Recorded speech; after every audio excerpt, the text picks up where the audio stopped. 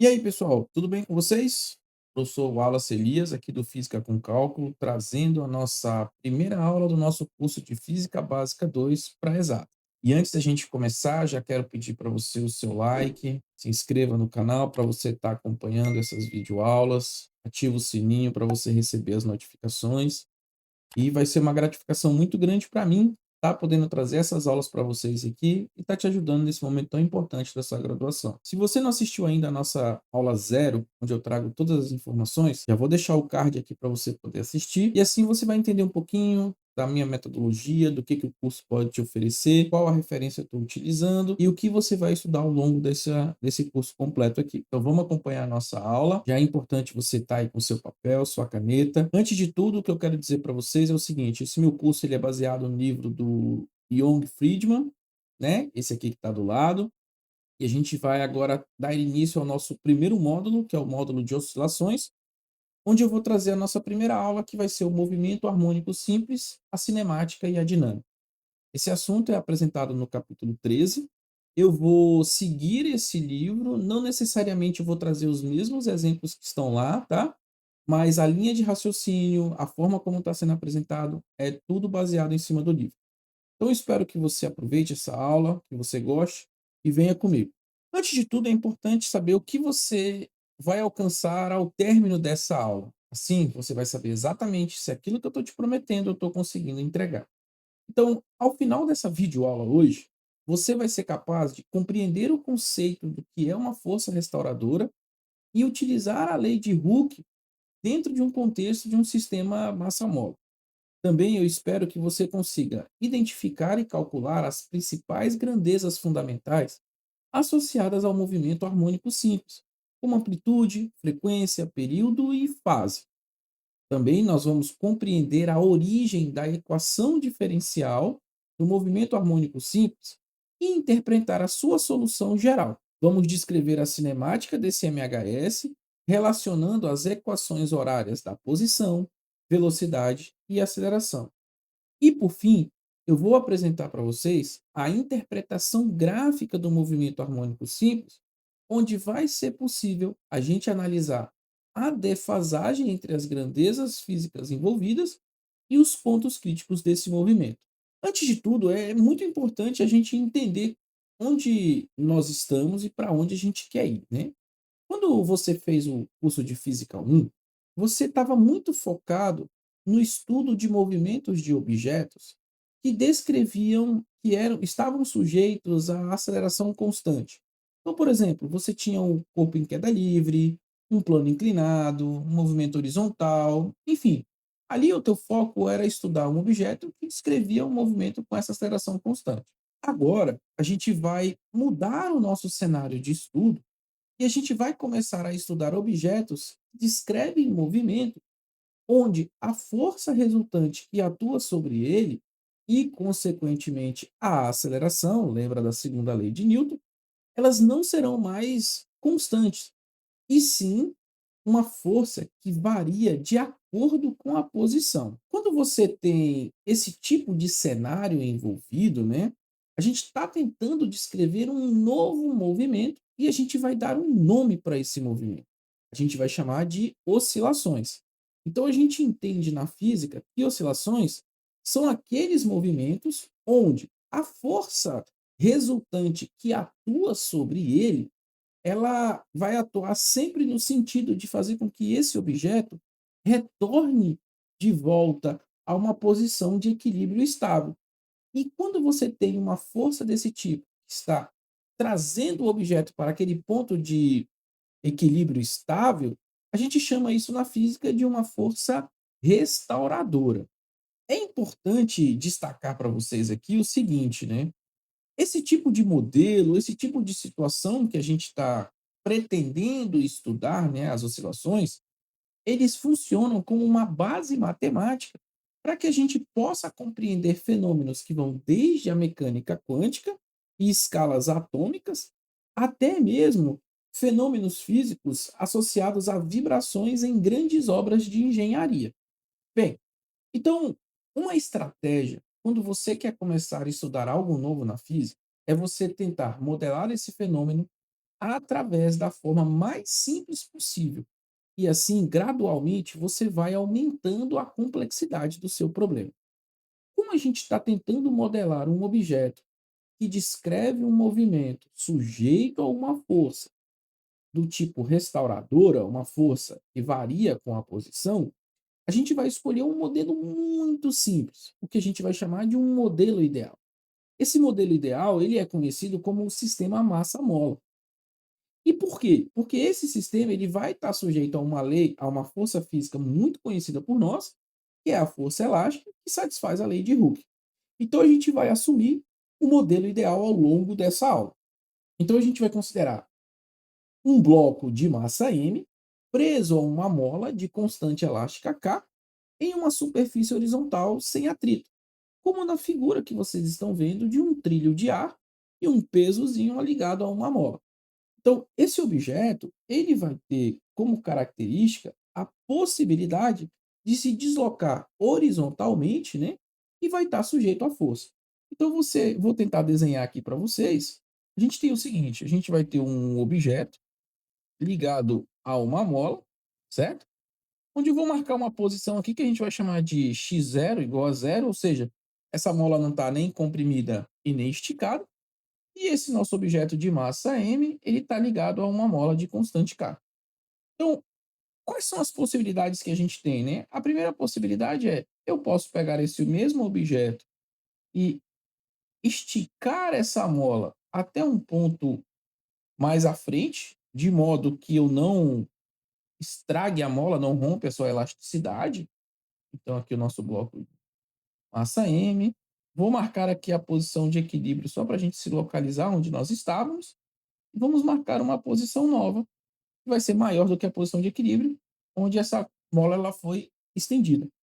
Então, quando você faz isso, você vai ver que sujeito a esse movimento existirá uma força, que é a força elástica, do tipo que satisfaz a lei de Hooke, né? E quando eu soltar esse objeto, essa força elástica ela vai fazer com que ele retorne para o ponto de equilíbrio. Claro que ele ainda vai continuar o seu movimento, e aí o que ele vai começar a descrever é um movimento oscilatório. Então, numa terceiro cenário, ele vai comprimir essa mola até um outro ponto. Eu vou marcar aqui um x2, x1. Aqui é o nosso x0, e aqui o x1 novamente. E aqui agora a força ela muda de direção. Ela quer trazer de volta para a posição de equilíbrio. Então, veja que a força ela sempre quer trazer o objeto para a posição de equilíbrio. Quando você desloca esse bloco do equilíbrio, dessa posição x0, né, vai surgir essa força restauradora, que é governada pela lei de Hooke, e essa força, ela obrigatoriamente ela vai satisfazer a seguinte relação matemática: F igual a menos kx. Então, todas as vezes que você tem um objeto dentro desse cenário, a gente vai dizer que esse objeto vai descrever um movimento de vai e vem, um movimento oscilatório, ou, numa maneira mais elegante, ele vai descrever um movimento harmônico simples, que a gente vai utilizar a sigla MHS. Então, a definição formal de MHS vai ser o seguinte: um sistema realiza movimento harmônico simples quando a força resultante sobre ele obedece à lei de Hooke generalizada, ou seja, a força é diretamente proporcional e oposta ao deslocamento. Então presta atenção, quando você olha para essa força aqui, né, que é a força resultante sobre o bloquinho ligado à mola, você observa que primeiro ela é proporcional ao deslocamento, por isso tem a variável x aqui, e você vê que tem um sinalzinho de menos, que é justamente o fato dela ser oposta ao movimento, tá? E esse K, a gente já sabe que é a constante da mola. Então, é uma característica do meio. Ficou com dúvida? Pausa, volta, tá? Para que você possa estar compreendendo. A gente aprende em Física 1 que se eu quiser estudar a dinâmica de qualquer objeto que está sujeito a uma força, eu preciso fazer uso da segunda lei de Newton. Então, a segunda lei de Newton, ela é muito clara, né? Ela fala para a gente o seguinte, olha, se você conhece a soma de todas as forças que atuam sobre um objeto, isso vai ser igual a massa vezes a aceleração. E aí, se você conhece a aceleração, você pode estudar a cinemática desse objeto, tá? Então, para o nosso objeto ligado a uma mola, a gente sabe que a única força que ele está sujeito, então, ele só vai estar sujeito a uma força do tipo lei de Hooke, menos kx. E isso vai ser igual massa vezes aceleração. E aí você deve se perguntar, tá, mas e o peso? E a normal? Bem, vejam que são forças verticais que, nesse caso, não impactam na dinâmica do sistema. Então, a única força que, de fato, vai produzir um movimento é a força horizontal, que é a lei de Hooke. Então, você escreve a segunda lei de Newton para esse sistema. Acontece que, quando você faz isso, você precisa lembrar que a aceleração, ela nada mais é do que a segunda derivada da posição em função do tempo, ok? Então eu vou substituir isso aqui na equação da segunda lei de Newton e a gente vai chegar nessa equação que está aparecendo aí para vocês, que é massa vezes aceleração, que no caso é a segunda derivada da posição em função do tempo, é igual a menos kx. E aí aqui, pessoal, a gente precisa tomar um cuidado, por quê? Quando você olha para essa equação, você às vezes fica sem entender, né? E não sabe como resolver. Então, diferentemente dos problemas que a gente resolvia em Física 1, aqui eu tenho um problema um pouco mais complicado, porque eu estou diante do que a gente chama de uma equação diferencial ordinária ou carinhosamente chamado de uma EDO. Se você não sabe o que é uma EDO, calma, talvez você está fazendo um cálculo 2 ou um cálculo 3, eu não sei em que momento você está assistindo essa aula, mas basicamente o que essa equação diferencial ela fala o seguinte: olha, existe uma função, que aqui eu estou chamando pela letra x, essa função depende do tempo, né, como podem ver, e que, ao calcular a segunda derivada dessa função e somar ela com a própria função multiplicada por uma constante, isso vai dar zero. Você precisa descobrir que função é essa. Por exemplo, eu poderia colocar x igual a zero. Pô, mas aí não é a solução trivial. Então a gente vai tentando buscar. Quando você faz um curso de cálculo 3 ou de equações diferenciais, ou cálculo 2, depende da sua universidade, do seu curso que você está fazendo, você vai aprender técnicas e estratégias para resolver. Quando você organiza, né? E aí eu vou só organizar essa equação, eu vou dividir todo mundo pela massa, né? E reescrever essa equação, então vai ficar uma coisa assim: d2x dt2 mais k sobre m x igual a zero, e vou chamar esse carinha bem daqui de ômega zero ao quadrado.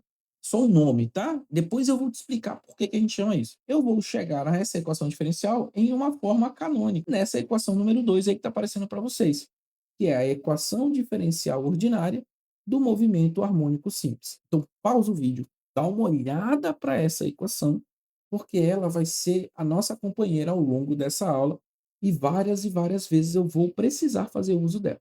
Essa equação diferencial, ela é uma equação diferencial muito importante. E todo aluno de física, de engenharia, de exatas em geral, precisa não só conhecer, como saber resolver essa equação de olhos fechados. Essa equação ela tem um significado físico e o que ela está te dizendo basicamente é o seguinte, tá? Que a aceleração desse objeto é em todos os instantes de tempo proporcional ao negativo do deslocamento, ou seja, inverso ao deslocamento. Veja que a posição do bloquinho ele muda tempo a tempo. Então, a aceleração desse cara também vai mudar tempo a tempo e vai ser igual com sinal contrário à posição, tá? Então, quando você tem uma equação diferencial ordinária parecida como essa e você tem tentado descobrir uma solução, existe na matemática uma solução para essa equação que é chamado as funções senoidais, tá? Então, as funções senoidais são funções que têm essa característica de satisfazer essa equação. Tá, mas o que são funções senoidais? Senos e cossenos. Se eu tivesse dito funções trigonométricas, eu teria colocado no bolo tangente, secante, cotangente e cossecante. Então, a gente vai trabalhar com funções senoidais. Trouxe um exemplo aqui para a gente poder verificar de fato o que, que eu estou tentando dizer, né? Então, o nosso exemplo aqui ele vai dizer exatamente isso. Considerando a equação diferencial que descreve o movimento harmônico simples de um sistema massa-mola, mostre que essa função senoidal é uma solução válida para a equação diferencial, onde o A o ômega e o φ são constantes. E aí eu dou uma dica para vocês. Como a equação diferencial ela envolve a segunda derivada, para você verificar isso, você vai ter que utilizar a regra da cadeia para encontrar não só a primeira, como a segunda derivada da função da posição em função do tempo. Beleza? Pausa o vídeo, 5 minutinhos para você resolver e a gente já volta com a solução. Beleza? Você está diante do seguinte cenário. Olha, eu tenho essa equação diferencial, segunda derivada da posição em função do tempo, mais uma constante ao quadrado da posição igual a zero. Então, deve existir uma função que depende do tempo. Então, eu vou escrever aqui, ó, uma função que, quando eu calcular a segunda derivada dessa função e somar essa função com essa constante, isso vai dar igual a zero. Então, que tipo de função são essas? Bem, a matemática me entrega as várias, mas como eu disse para vocês, a solução desse problema são as funções ditas funções senoidais. Então, quem são as funções senoidais? Eu vou escrever aqui, ó, S cara, x de t, igual a A cosseno de um ômega t mais um φ, é uma função senoidal. Nesse momento, não importa para a gente quem é o A, quem é o ômega e quem é o φ. São constantes que eu estou colocando apenas porque eu preciso escrever essa função, tá? Então, para você verificar se a função proposta é de fato solução, o que eu tenho que fazer? Eu preciso calcular as suas derivadas e substituir na equação do movimento harmônico simples. Então, vamos lá. Primeiro, dada a minha solução, quanto vale a primeira derivada dele em função do tempo? Bem, vamos escrever aqui. Então, vai ser d dt de a cosseno de ômega t mais φ. Então, a gente vai calcular essa derivada. Vamos fazer com atenção. O A é constante, então ele sai da derivada. Então, vai ficar A que multiplica a derivada de cosseno de ômega t mais φ. Essa função que aparece aqui dentro é uma função composta. Então, eu vou precisar lembrar da regra da cadeia. Eu tenho uma estratégia para calcular a regra da cadeia que, para mim, funciona e para os meus alunos também. Eu uso o conceito de função de fora e função de dentro. Então, basicamente, funciona assim. Quando eu tenho uma função composta, a função de fora ela vai ser na cor azul. Então, é cosseno de alguma coisa. E a função de dentro, que é onde está o t, né? Ela vai ser na cor vermelha. Então, ômega t mais φ. Tá? Então, a regra da cadeia ela fica mais simples de você entender desse jeito. Você tem a derivada de uma função composta, então você faz assim, ó. Deriva a função de fora. Quanto que é a derivada da função de fora? Menos seno de alguma coisa. Quem vai ser esse alguma coisa? A função de dentro. Ômega t mais φ. E multiplica pela derivada da função de dentro. Veja que a função de dentro, o φ é constante, a derivada dele é zero, e a derivada de ômega t é só ômega. Portanto, a primeira derivada vai ficar menos a ômega seno de ômega t mais φ. Beleza? Ficou na dúvida? Pausa, volta o vídeo, assiste novamente, tá bom? Ou coloca aqui nos comentários qual foi a parte que você não entendeu. Mas regra da cadeia, acho que fica muito mais simples se você usar isso. Comenta aí se você gostou da ideia de função de dentro e função de fora, se você conhecia ou não. Agora que eu achei a primeira derivada, calcular a segunda é quase que uma consequência, né? Então vamos calcular a segunda derivada. Para calcularmos a segunda derivada, obrigatoriamente eu vou precisar do resultado da primeira. Então a segunda derivada da posição em função do tempo é você derivar o resultado da derivada. Vai ser menos a ômega seno de ômega t mais φ. E aí, de novo, né? Menos a ômega é constante, sai da derivada. E aí a gente usa o conceito da regra da cadeia. Então, fazendo um pouquinho mais rápido, a gente vai ver que vai ficar menos a ômega ao quadrado. Derivada do seno é o cosseno, ômega t mais φ. Então, percebe que quando você olha para a sua segunda derivada, você vê que aparece um resultado interessante, né? Por quê? Porque a cosseno de ômega t é a sua própria solução que você teve como ponto de partida. Então, eu reescrevo isso, né? Eu volto para a minha equação diferencial, que era segunda derivada da posição em função do tempo, mais um ômega ao quadrado x igual a zero. Eu vejo que esse primeiro termo, a gente calculou a segunda derivada e encontrou como sendo menos ômega ao quadrado x mais ômega ao quadrado x, isso é igual a zero, e o lado esquerdo é zero, e o lado direito também é zero. Ou seja, a gente mostra, né, como a identidade matemática é perfeitamente satisfeita, zero igual a zero, a gente prova, então, que a função x de t igual a cosseno de ômega t mais φ é uma solução válida para o sistema.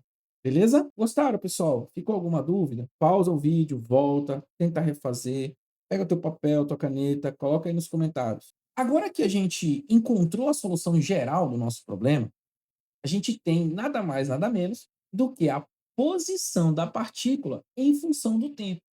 Ou seja, a gente agora tem uma ferramenta ou um mecanismo de fazer a seguinte pergunta: olha, para um t de 10 segundos, em que posição aquele meu bloquinho que oscila vai estar? Ele vai estar na posição de equilíbrio? Ele vai estar na extremidade à direita? Ele vai estar na extremidade esquerda? Ele vai estar onde? Isso que a gente está fazendo é a cinemática do problema. Só que faltou eu explicar para vocês quem são aquelas constantes que eu puxei do bolso e coloquei lá aleatoriamente. Então vamos conhecer cada uma pausadamente. A primeira constante que aparece para vocês é a amplitude, esse A maiúsculo. Ele define o quão longe eu vou do meu ponto de equilíbrio, né? Então eu vou me deslocar uma amplitude para a direita e a mesma amplitude para a esquerda. Dentro da função cosseno, existe um argumento, que é o ômega t mais φ.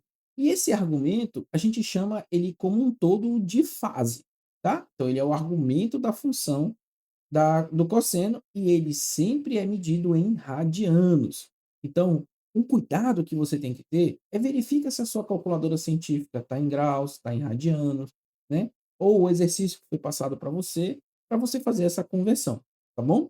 Uma outra constante muito importante é a constante de fase representada pela letra grega φ, né? E ela aqui vai estar muito associado com informações das condições iniciais do teu problema, como, por exemplo, a posição inicial em que o teu objeto começa esse movimento, ou até mesmo ele vai trazer informações da velocidade inicial.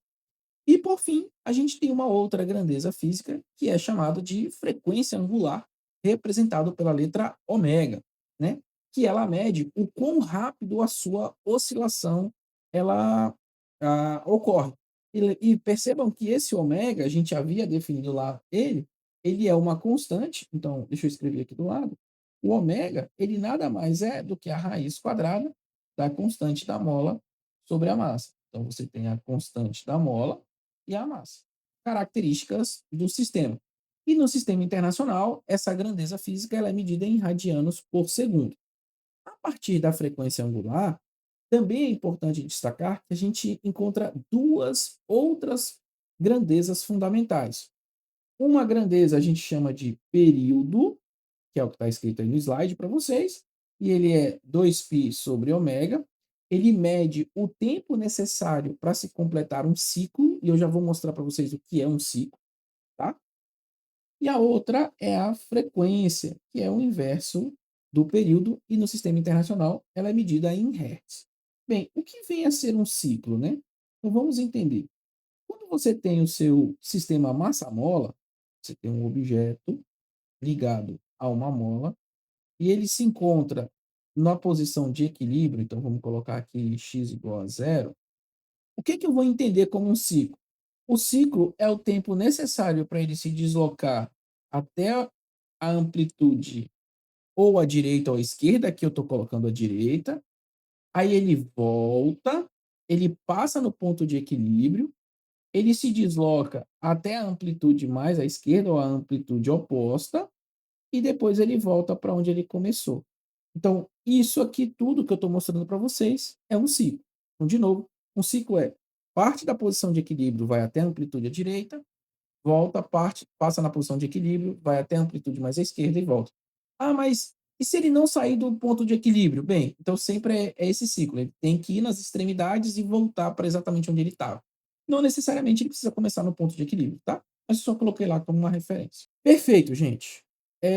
Então vamos fazer o seguinte. Vamos fazer um segundo exemplo, onde agora a gente vai meter a mão na massa, literalmente, e vamos fazer a caracterização de um oscilador massa-móvel. Então, vamos considerar o seguinte: você tem um oscilador harmônico que consiste em um bloco de massa M de 0,5 kg, conectado a uma mola de constante elástica K de 20 newtons por metro, e esse sistema ele é deslocado da posição de equilíbrio 0,100 metros à direita e solto a partir do repouso. Guarda essa informação no instante t igual a zero. Então eu vou pedir para você determinar duas coisas. Primeiro, eu quero que vocês consigam encontrar a frequência angular ômega, o período e a frequência do movimento. E no item B, eu quero que vocês consigam determinar a constante de fase φ e a equação horária da posição. Beleza? De novo, 5 minutinhos, pausa o vídeo, papel e caneta, resolve aí e coloca nos comentários quanto foi que vocês encontraram. Eu já volto para a gente resolver, tá bom? E aí, conseguiram? Vamos ver se a sua resposta bateu? Então vamos lá. No item A, vamos resolver o nosso exemplo. Então, eu tenho alguns dados iniciais, né? O problema me disse que ele tem massa de 0,5 quilogramas, a constante da mola dele é de 20 newtons por metro, tá? E ele parte do repouso e ele é deslocado à sua posição inicial, ele começa o movimento em 0,100 metros, ou seja, ele não está começando do ponto de equilíbrio, tá? Então, no item A, ele pede para que a gente encontre a frequência angular desse sistema, que depende apenas das propriedades intrínsecas do sistema, a sua massa e a sua constante da mola. Então, o ômega vai ser a raiz quadrada da constante sobre a massa. E aí, gente, é continha, né? A gente coloca o 20 aqui em cima, que é a constante da mola, 0,5, que é a massa. Isso vai dar a raiz quadrada de 40. Isso vai dar aproximadamente 6,32 radianos por segundo. Muito importante você colocar as unidades corretas, tá? Como agora a gente já encontrou a frequência angular, fica simples da gente determinar tanto o período quanto a frequência linear. Basta que a gente lembre que a relação e o período é 2π sobre o ômega, e aí você coloca, né? 2 vezes 3,14 dividido por 6,32, que vai dar aproximadamente 0,993 segundos, ou seja, ele leva menos de um segundo para completar o ciclo. E a frequência, bem, é só você fazer o inverso do período. Então, 1 sobre 0,993 é igual a aproximadamente 1,01 Hz. E aí, conseguiram resolver? Bateu o resultado de vocês? Comenta aí para mim, tá bom? Bem, pessoal, agora vamos olhar o item B. O item B, ele é um pouquinho mais complicado, mas não é impossível da gente fazer, tá? Então a gente quer descobrir no item B quanto que vale a constante de fase e escrever a equação horária para esse sistema, tá? Então vamos fazer o seguinte: a equação geral para eles está aí no slide, mas eu vou colocar aqui. Ela diz o seguinte: olha, a posição em função do tempo ela é dado por A cosseno de ômega t mais φ. E quais são as informações que a gente tem, né? Então, a gente precisa encontrar quanto que é a amplitude, que eu não sei, e quanto que é a constante de fase. Para isso, eu vou usar as condições iniciais do problema. Para isso, eu vou usar as condições iniciais do problema para t igual a zero. Então, o que, que a gente sabe? Que para t igual a zero, eu tenho a seguinte informação. A posição dele em t igual a zero é 0,100 e a velocidade dele é zero. Então, eu tenho duas equações para duas incógnitas. Então, vamos usar a primeira condição. A primeira condição, ela diz o seguinte, olha, a posição para t igual a zero vai ser A que multiplica cosseno de ômega vezes, vou colocar em vermelho para ficar em evidente, mais φ, né? Isso tem que ser igual a 0,100 metros. Mas, ora, zero vezes qualquer coisa vai dar zero, então isso aqui vai ficar um A cosseno de φ igual a 0,100. Então, eu guardo essa informação porque não tem muito o que fazer. Por outro lado, a posição dele para t igual a zero, a gente sabe, porque eu já uso o resultado da velocidade, não preciso derivar de novo. Não vai ser menos ômega a seno de ômega vezes zero mais φ, e isso tem que ser igual a zero. Zero vezes ômega dá zero, essa segunda aqui vai dar menos ômega a seno de φ é igual a zero. Então, eu tenho essas duas equações aqui para tentar descobrir os valores de A e ômega, e a constante de fase. Então, vamos lá. Eu olho para o segundo resultado. Por quê? Quando eu te digo que o ômega, quando eu te falo isso daqui, menos ômega A que multiplica seno de φ é igual a zero, então eu tenho o seguinte problema: eu tenho dois números e quando multiplicados é igual a zero. Então, ou esse número aqui ele é zero, ou esse outro aqui é zero. Só que esse primeiro carinha daqui, ele não pode ser zero, porque o ômega é a frequência do sistema, a gente já calculou, ele é 6,32, e a amplitude não pode ser zero, porque se a amplitude for zero, não tem movimento. Então, para essa equação ser verdadeira, a única condição que eu tenho é que o seno de φ necessariamente tem que ser igual a zero, o que implica que a constante de fase ela tem que ser um ângulo cujo seno dele dá zero. Quais são as possibilidades? Ou o ângulo é zero, ou o ângulo é π radianos, porque seno de zero é zero e seno de π é zero. Então, eu tenho essas duas possibilidades aqui. Quem vai confirmar qual é o que eu tenho que usar? Aquela primeira equação que a gente utilizou aqui, ó. Esse carinha. A gente vai resolver, tá? Então, a gente vai usar essa condição para a gente explicar. Então, como o enunciado diz para a gente que na posição inicial x igual a zero é igual a 0,100 metros, então eu vou recuperar ela aqui, né? Então, 0,100 metros é igual a vezes cosseno de φ. Se eu usar aqui dentro que o φ é igual a zero, o cosseno de zero é 1, a vezes 1 dá a, então a amplitude vale 0,100 metros. Está correto. Por outro lado, se nós usarmos aqui que o φ é π, cosseno de π é menos 1, a vezes menos 1 dá menos a, então eu estou te dizendo que menos a é igual a 0,100 metros, o que fisicamente não faz sentido, porque o enunciado diz que eu desloquei para a direita. Portanto, a solução que é válida para a gente é justamente essa daqui, o φ igual a zero.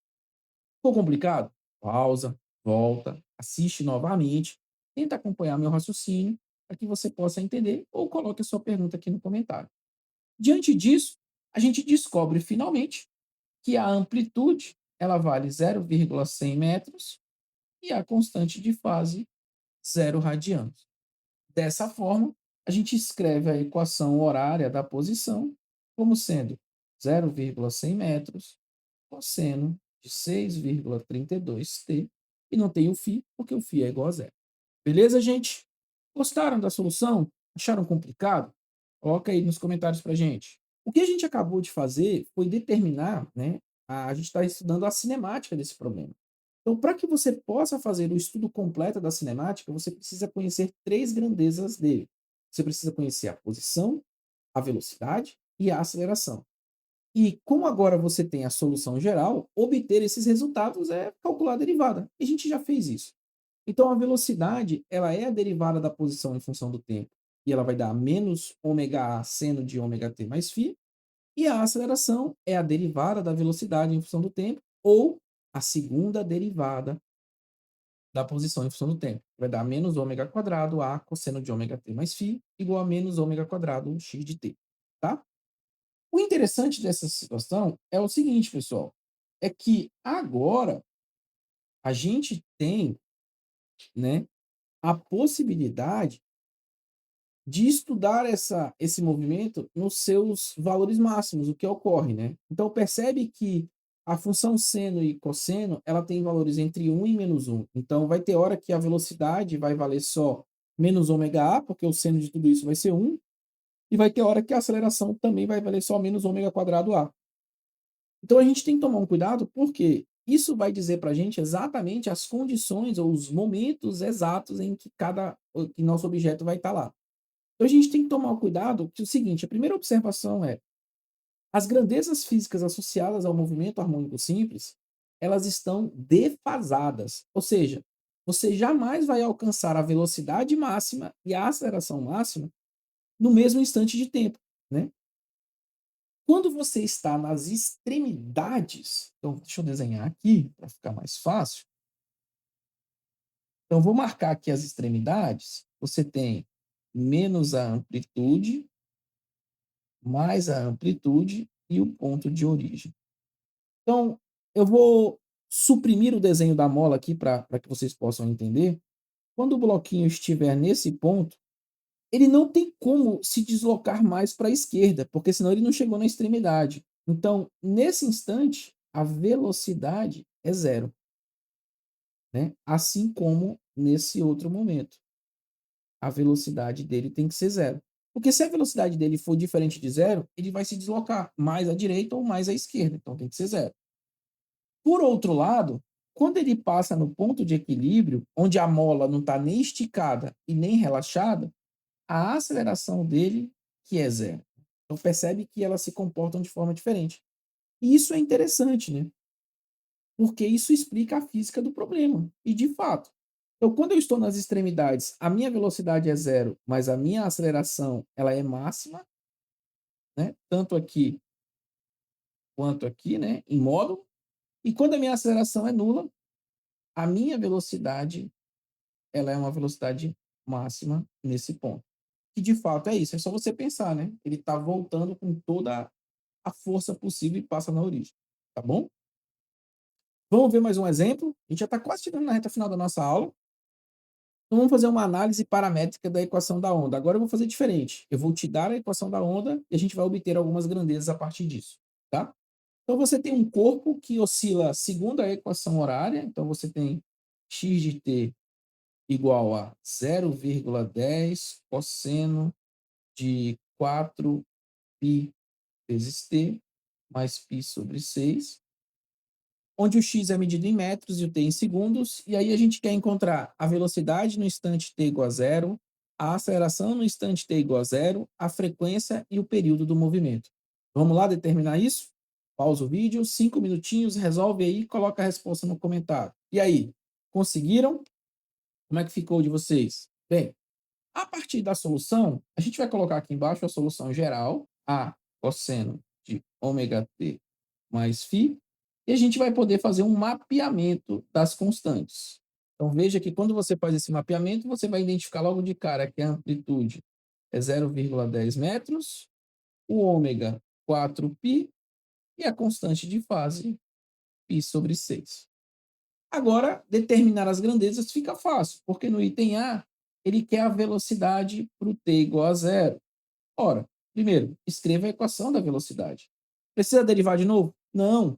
Você volta, pausa o vídeo, volta um pouquinho, você vê que lá eu coloquei a equação, que era menos ômega A seno de ômega t mais φ. E aí usa esse resultado com os valores, né? Então, para t igual a zero, a sua velocidade ela vai ser só menos ômega A seno de φ, e aí você vai usar os valores, onde você vai encontrar que a velocidade ela é menos 0,628. O que isso significa? Que ele está voltando, né? Ele foi até lá e agora ele está voltando. E a aceleração? Bem, a aceleração, de novo, a gente vai fazer uso. Quero saber a aceleração para t igual a zero. Então, a aceleração ela é menos ômega quadrado a cosseno de ômega t mais φ, o pequeno aqui, deixa eu organizar. Então, a aceleração é menos ômega quadrado a cosseno de ômega t mais φ. E aí, para t igual a zero, né, ela vai ser menos ômega quadrado a cosseno de φ. Substituindo os resultados, vocês vão ver que a aceleração ela vai ser de menos 1,83 metros por segundo ao quadrado, de novo fazendo sentido, porque o bloco ele foi até uma extremidade, a mola estava esticada e agora ele está voltando. Achada a velocidade, achada a aceleração, a gente agora determina a frequência e o período, né? Então vamos determinar eles. Como é que a gente faz? A frequência é ômega sobre 2π, né? Ou melhor, o período é 2π sobre ômega e a frequência é 1 sobre o período.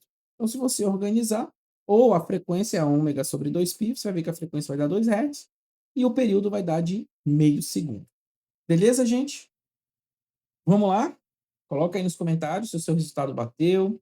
Se você já chegou até agora e está gostando da aula, deixa o seu like, curta, compartilha, né? Indica para o amigo, para a amiga que está fazendo a disciplina com você, que está com dificuldade, para estar acompanhando aí, tá bom? Se inscreva no canal também. É, pessoal, a gente vai fazer o seguinte. Eu sei que às vezes é difícil da gente ter toda essa compreensão vendo um monte de fórmula matemática, né? Equações, números, isso às vezes cansa para a gente. Então, uma forma bacana de você visualizar o que eu tenho te falado é através do gráfico, é através da representação gráfica do movimento harmônico simples. Então, agora você está olhando aí diante de você três gráficos, um na cor azul, na cor verde e na cor vermelha. O primeiro gráfico em azul é a posição, o segundo é a velocidade e o terceiro é a aceleração. Pausa o vídeo e dá uma olhada e tenta identificar os pontos onde a aceleração é máxima, a velocidade é máxima e compara com a posição onde ele está, tá? Por quê? Quando você observa esses gráficos, você começa a ver umas características interessantes, tá? Nos pontos de inversão, né, onde x é igual à amplitude, e aqui a minha amplitude vale 1 e menos 1, você percebe que quando x for igual a 1 ou menos 1, a velocidade ela é igual a zero. Você tem uma mudança de sentido de velocidade. E nesses dois pontos, a aceleração e a força atingem os seus valores máximos, justamente porque a mola ou está totalmente esticada, está totalmente comprimida. Já no que a gente chama de pontos de equilíbrio, que é o ponto de retorno, x igual a zero, a sua mola ela não está nem esticada e nem comprimida, ela está relaxada. Então não tem força. Se não tem força, não tem aceleração. A aceleração é nula. E por inércia, né, por uma inércia de continuar no movimento, a velocidade vai ser máxima e, portanto, ela assume o seu maior valor nesse ponto aí. Beleza? É importante a gente destacar aqui algumas coisas. Primeiro, no movimento harmônico simples, a posição, a velocidade e a aceleração, como eu já disse lá atrás, não vão atingir os seus valores máximos simultaneamente, porque elas estão defasadas.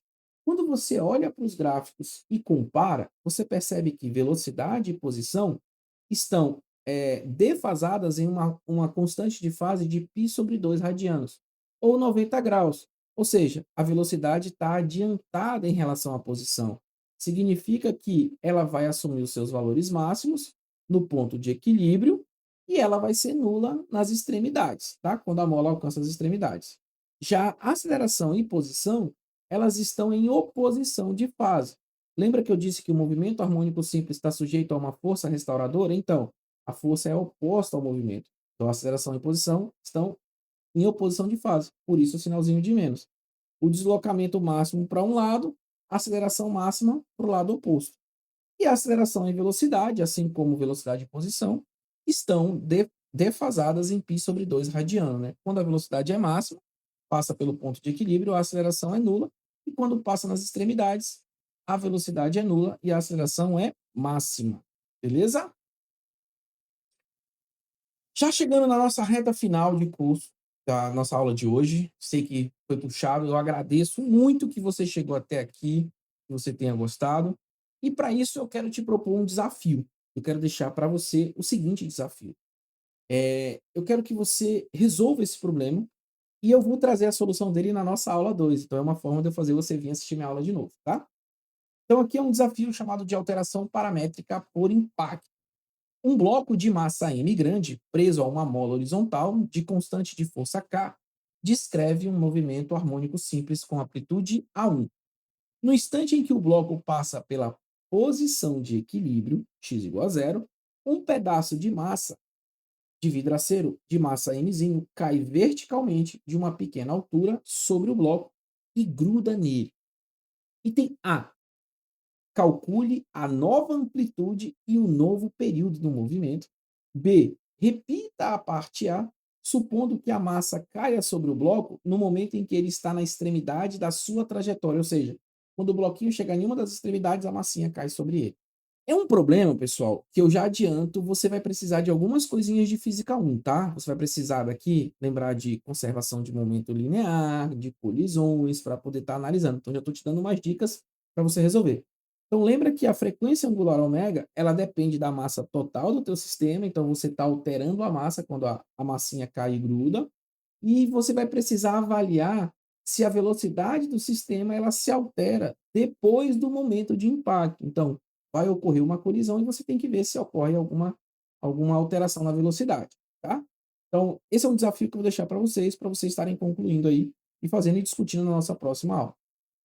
Como é a minha primeira aula com vocês e vocês nunca me viram dando aula, né, alguns de vocês ainda não viram, eu gosto muito de trazer um resumo para que o aluno tenha uma ideia do que ele viu, né, para que ele fique com isso aguardado. Então, nessa minha aula de hoje, eu apresentei para vocês um movimento que está sujeito a uma força restauradora que satisfaz a lei de Hooke, e a gente viu que esse movimento ele é chamado de movimento harmônico simples.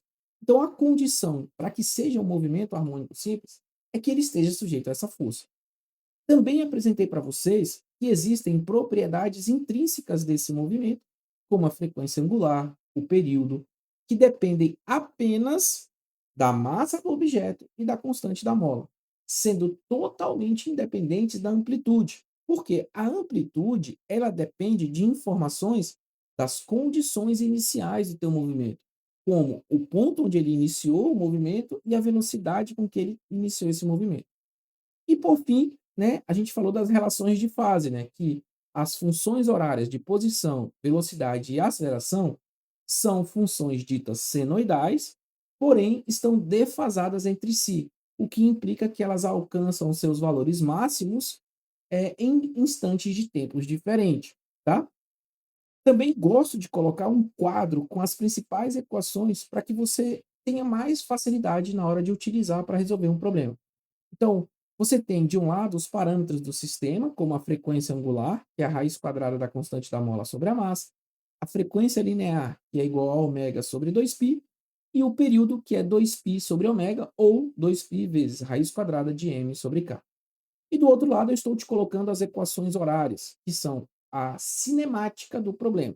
Então, se você quiser saber a posição, a velocidade e a aceleração desse bloquinho ligado à mola em qualquer instante de tempo, você precisará usar as equações horárias, tá?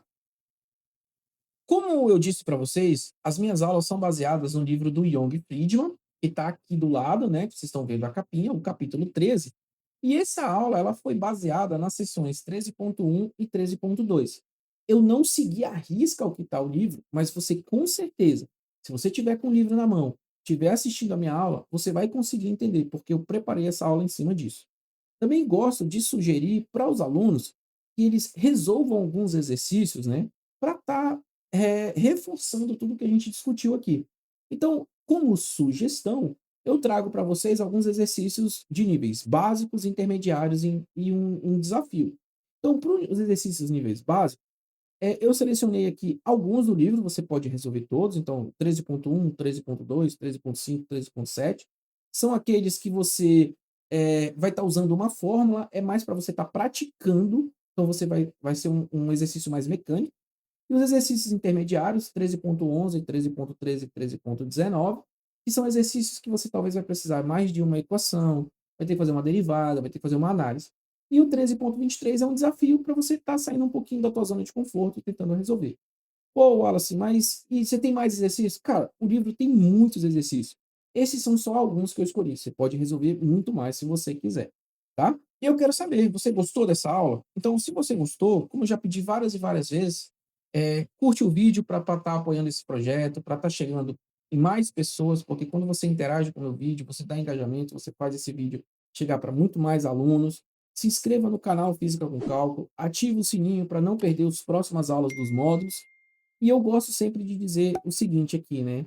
Aqui no meu canal, no Física com Cálculo, você vai aprender física do jeito certo e com o livro certo. E eu agradeço muito que você ficou até o final. Eu acho que eu mereço seu joinha. Um abraço e até a próxima aula. Tchau!